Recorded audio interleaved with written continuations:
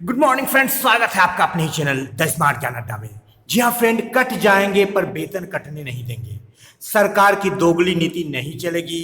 सरकार करे गलती और शिक्षक खामियाजा भुगते, अब ये नहीं होगा। एनआईओएस तथा टेट शिक्षकों का वेतन कटेगा नहीं बल्कि बढ़ेगा वेतन। जमीन पे आकाश पैदा कर, एक नया विश्वास पैदा कर। अरे मांगने से कुछ नहीं मिलेगा दोस्तों, तू भी अपना इतिहास पैदा कर, तू भी अपना इतिहास पैदा कर। जी हाँ फ्रेंड, आज के इस अंक में आपको दिखाया जाएगा कि आपका वेतन, एनआईओएस शिक्षकों का वेतन, टेट शिक्षकों का वेतन कटेगा नहीं बल्कि बढ़ेगा।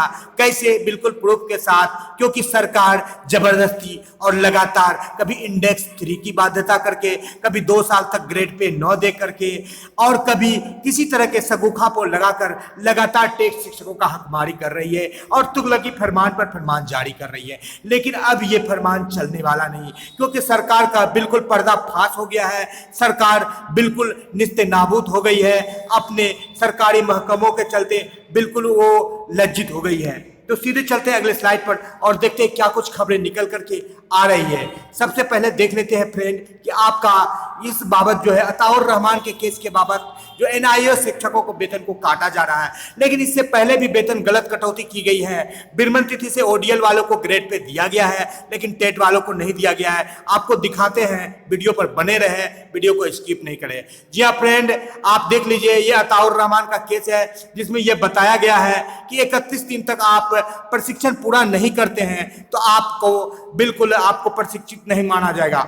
लेकिन जब एनआईओएस लिख कर देती है सारे बातों को, यहां पर देख लीजिए, एनआईओएस लिख करके दे रही है सभी बातों को कि एनआईओएस की तरह डीएलएड कार्यक्रम और प्रशिक्षित इन सर्विस शिक्षकों के लिए एक समयबद्ध कार्यक्रम था और एनसीटी की उचित मान्यता के साथ एमएचआरडी के निर्देश के अनुसार आयोजित किया गया था। अंतिम परीक्षा का आयोजन 31 मार्च 2019 के पहले डीएलएड से संबंधित सभी गतिविधियां पूरी कर ली गई है। जिन प्रशिक्षुओं ने डीएलएड परीक्षा उत्तीर्ण कर लिया उनकी अंक सूची पर सत्र और मुद्रण की तारीख अंकित की गई है। तो यहाँ पर क्लियर एनआईओएस के द्वारा कहा जा रहा है कि उनकी 31 तारीख तक सारी प्रक्रिया पूरी कर ली है। 13-15 डीएलएड वाले का जो आप किशोर कुमार का केस है, आप अताउर रहमान के केस की व्याख्या करके सारे डीपीओ पत्र निकाल रहे हैं। क्या आपको किशोर कुमार का पत्र नहीं दिखता है जिसमें बिल्कुल बिरमन तिथि से ग्रेड पे देने की बात कही गई है? और ये पूर्व का है, क्योंकि ये किशोर कुमार वाला केस पहले का केस था। बिरमन तिथि से ग्रेड पे देने की बात थी और आपने दिया भी। जी हाँ फ्रेंड, यहाँ पर आप देख लेते हैं स्कॉलर में कि इन तथ्यों को ध्यान में रखकर माननीय उच्च न्यायालय के आदेश के अनुपालन में सत्र 13-15 में नामांकित अप्रशिक्षित शिक्षक जिनका पाठचर्या सत्र 2017 में पूर्ण हो गया है को 2015 से 19 में प्रकाशित परीक्षा फल के अंतर्गत उत्तीर्ण हुए को प्रशिक्षण चर्या पूर्ण करने की तिथि से प्रशिक्षित मानते हुए वैचारिक लाभ देते हुए उनको स्वीकृत करते हुए वित्तीय लाभ 2019 से दिया जाए। जब वैचारिक लाभ आपने माना, उनको इंडेक्स को बढ़ाया, 18 में बढ़ा, फिर 19 में बढ़ा। भले ही आपने वित्तीय लाभ उस समय नहीं दिया, लेकिन आपने माना कि उनका 17 में सत्र पूरा हो गया है। ठीक उसी प्रकार एनआईओएस शिक्षकों का भी 17 में सत्र पूरा किया गया था और बहुत से टेट शिक्षक जो जनवरी 19 में ट्रेंड हुए हैं या फरवरी 19 में ट्रेंड हुए, उनका भी सत्र जुलाई 18 में पूरा हो चुका है। उन शिक्षकों का वेतन आपने काटा है, उनका शिक्षक वेतन बढ़ेगा। एनआईओएस शिक्षकों का भी वेतन सत्र समाप्ति के तिथि से देने पर उनका भी वेतन जो 2019 जो उनके मार्च से कैलकुलेट हो रहा है उससे भी इनका वेतन बढ़ेगा।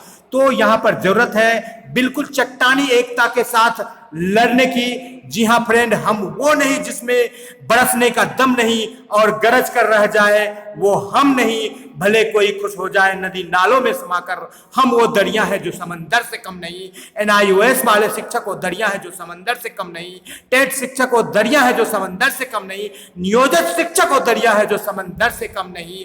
जी हाँ फ्रेंड, अपनी ताकत को पहचानिए और अपनी चट्टानी एकता से सरकार को बिल्कुल निस्ते नाबूद कर दीजिए, झुकने पर मजबूर कर दीजिए। जी हाँ फ्रेंड, रख हौसला की वो मंजर भी आएगा, रख हौसला की वो मंजर भी आएगा और नियोजित शिक्षकों के पास चलकर नीतीश कुमार भी आएगा और वेतन कटौती जो है हुआ है उसका लाभ भी मिलेगा। और पूर्ण वेतनमान का मजा भी आएगा। जी हाँ फ्रेंड, आज 24 तारीख को कैबिनेट की बैठक होने वाली थी, जो कि वित्त विभाग से नियमावली की सहमति नहीं मिलने के कारण काट दी गई है, टाल दी गई है, आगे बढ़ा दी गई। जो 28 तारीख से बजट सत्र चलेगा उसमें इस पर जो है कुछ फैसला होने वाला है।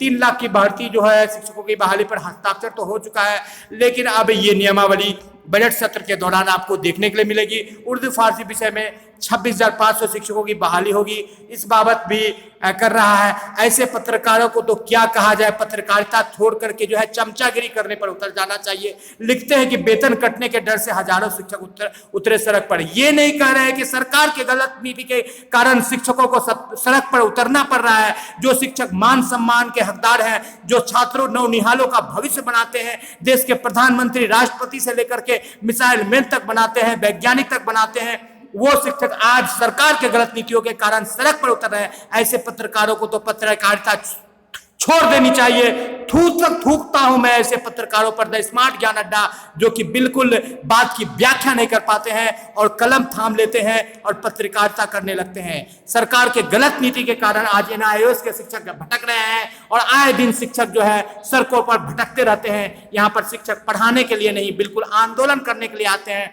सरकार से अपनी हक को लेने के लिए, लड़ाई करने के लिए आते हैं, क्योंकि सरकार सिर्फ और सिर्फ यहाँ पर सिर्फ सगुखाबाजी करती है। रोजगार के नाम पर, गुणवत्तापूर्ण शिक्षा के नाम पर शिक्षकों का शोषण करना चाहती है और दिखाती है लोगों को कि मैं बहुत शिक्षा प्रेमी हूं, जबकि सरकार बिल्कुल शिक्षक और शिक्षा से बिल्कुल दूर ले जाना चाहती है समाज को।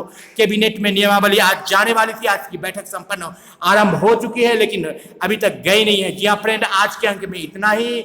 और सुपौल से यह पत्र निकला है, दुर्गा पूजा के टाइम में जनवरी 2022 में जो परीक्षा हुई थी उस बाबत क्षतिपूर्ति दिया गया है। इस बाबत बिहार के अन्य जिले भी जो माध्यमिक शिक्षक है वहां पर परीक्षा लिए थे वो भी क्षतिपूर्ति निकलवा सकते हैं। जी हाँ फ्रेंड, तो अब आपको नियमावली के लिए इंतजार करना पड़ेगा, लेकिन एनआईओएस वाले सभी शिक्षकों को, सभी नियोजित शिक्षकों का भरपूर सहयोग देना चाहिए और बिल्कुल वेतन कटौती के जगह पर जो नियमावली कहता है, जो किशोर कुमार का केस कहता है कि बिरमन तिथि से ग्रेड पे दिया जाए, हमको बिरमन तिथि से ग्रेड पे चाहिए। अब हमारा वेतन कटेगा नहीं, बिल्कुल बढ़ेगा।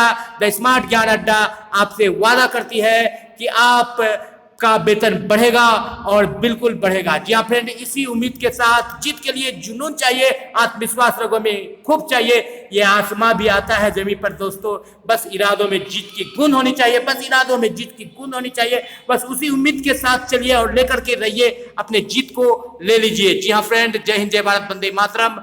आपसे आपका दोस्त और होस्ट विदा लेता है इसी उम्मीद के साथ कि जल्द से जल्द एनआईओएस से आपकी जो कटौती हुई है, जो आप अभी दिमागी तनाव में गुजर रहे हैं, संघर्ष के रास्ते से गुजर रहे हैं, आपके संघर्ष के साथ हमेशा द स्मार्ट ज्ञान अड्डा खड़ा है और बिल्कुल आपको लक्ष्य प्राप्ति तक खड़ा रहेगा।